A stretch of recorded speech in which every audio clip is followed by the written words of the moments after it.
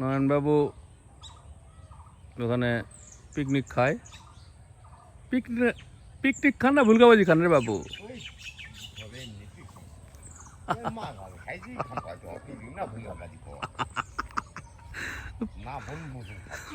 বনভোজন পিকনিক ভুলকাবাজি খায়, ওরা খায় এখানে রান্না করে।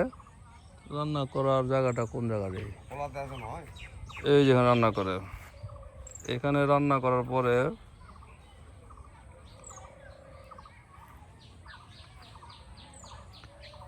এইখানে রান্না করার পরে এই আমের গাছ, কি আমের গাছ এটা? বা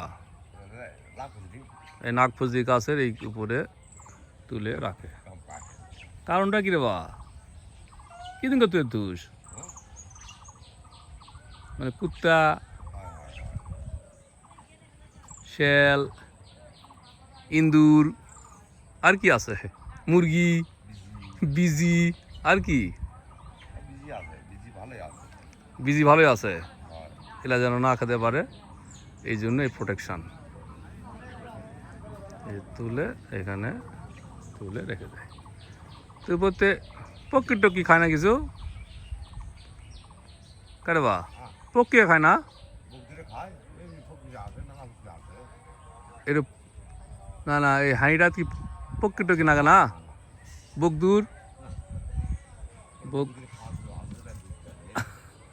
আরে গন্ধ আছে তো, তেলের তেলের ঝোলের গন্ধ তো চলে যাবে, তা কি মনে করছি? নয়নবাবুর ভুলকাবাজি খাওয়া এবং খাওয়ার পরে তুলে রাখা। কি সিনেমা যাবো রে বা? নাম কি? নায়ক নায়িকা কে?